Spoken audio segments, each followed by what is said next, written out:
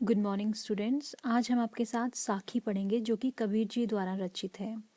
और साखी में सबसे पहले साखी शब्द का अर्थ आपको बताएंगे। साखी क्या होता है? साखी होता है प्रत्यक्ष ज्ञान। प्रत्यक्ष ज्ञान मतलब डायरेक्ट जो हमें इंफॉर्मेशन मिलती है। और देखो, प्रत्यक्ष ज्ञान तो हमें गुरु ही दिला सकता है, यानी गुरु जो है अपने अनुभवों के द्वारा, है ना, हमें ज्ञान जो है उससे अर्जित, यानी ज्ञान से हमें साक्षात्कार करवाते हैं, ज्ञान जो है हमें दिलाते हैं। तो यहाँ पे बेसिकली साखी का सिंपल अर्थ यानी प्रत्यक्ष ज्ञान। और प्रत्यक्ष ज्ञान जो है उसका क्या है कि यहाँ पे कबीर जी ने गुरु की महिमा का यहाँ जो है व्याख्यान किया है, क्योंकि गुरु ही है जो अपने शिष्य को प्रत्यक्ष ज्ञान दिला सकता है नी, डायरेक्ट ज्ञान, है ना।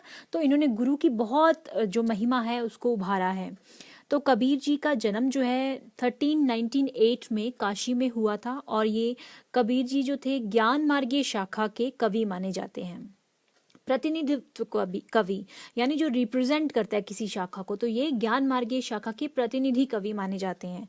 कबीर जी जो थे अनपढ़ थे। इन्होंने कभी किसी विद्यालय में या स्कूल में कोई जो शिक्षा थी वो नहीं ग्रहण की। इन्होंने जो भी कुछ ग्रहण किया ये अपने अनुभवों के अनुसार किया। इनकी जो माता थी उन्होंने इन्हें लहर तारा नामक तालाब के निकट जो था इनका त्याग कर दिया था, जो कि एक विधवा थी। और उस समय विधवा की कोख से जन्म लेना जो है एक अपराध माना जाता था। तो इस अपराध से, है ना, जो लोगों का डर था, उनको सामाजिक डर जो था उस महिला को, उसकी वजह से उन्होंने इनका त्याग लहर तारा नामक जो है तालाब के निकट किया था। फिर वहां से नीमा और नीरू जुलाहा दंपति, जुलाहा क्या होता है? जिनकी अपनी दंपति, मतलब ये लोग कपड़ा काटने का कुछ काम करते थे। और दंपति थे यानी कि इनकी अपनी कोई औलाद नहीं थी, अपनी कोई संतान नहीं थी। नीरू और नीमा जो थे उन्होंने इनका पालन पोषण किया। तो इस तरह से इनकी फिर बाद में जाके शादी हुई। पत्नी का नाम लोई था। कमाल और कमाली 2 संतानें हुई। और इनके गुरु जो थे वो रामानंद थे। ठीक है, रामानंद जी जो थे इनके गुरु हैं।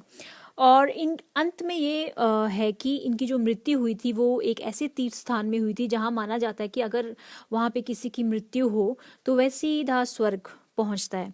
तो इनकी मृत्यु जो है वो महनगर में हुई थी।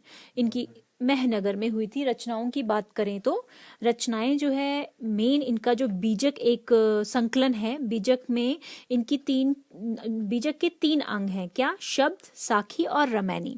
तो ये तीनों जो है वहां पे बीजक में देखने को आपको मिलेंगी। साहित्यिक विशेषता की बात करें तो कवि जो थे ये कबीर जी जो थे, ये इनके काव्यों में इनका काव्य का जो विषय होता था वो कुरीतियों, सामाजिक एवं धार्मिक बुराइयों का खंडन किया है इन्होंने।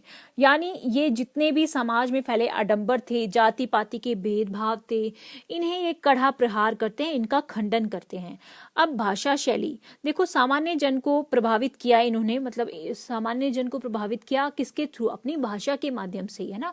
अगर हम किसी को, सामने वाले को अपने हम इन्फ्लुएंस करते हैं, प्रभावित करते हैं, तो वो हमारी भाषा ही होती है।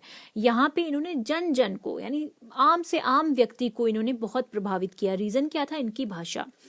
और इनकी भाषा जो थी वो पूर्वी हिंदी, ब्रज, अवधी, राजस्थानी एवं पंजाबी। क्यों? क्योंकि ये एक जगह तो बैठते नहीं थे, जगह जगह जाते थे। तो जहां जहां जाते थे वहां के शब्दों को ये सीखते थे और यूज करते थे। तो इस 5 भाषाओं के जो मेल को पंचमेल खिचड़ी भी कहा जाता है। यानी कि जो कबीर जी की भाषा है इसको पंचमेल खिचड़ी भी कहा जाता है, क्योंकि 5 भाषाओं का संगम है।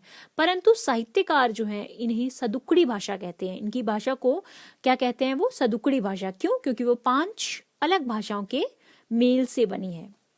तो अब हम आपके साथ थोड़ा सा जो हमारा इनका काव्य साखी से रिलेटेड थोड़ी सी जानकारी थी हम आपको दे पाए। अब हम आपके साथ दोहा, अर्थ ग्रहण और उसके साथ ही व्याख्या, काव्य सौंदर्य सब करेंगे।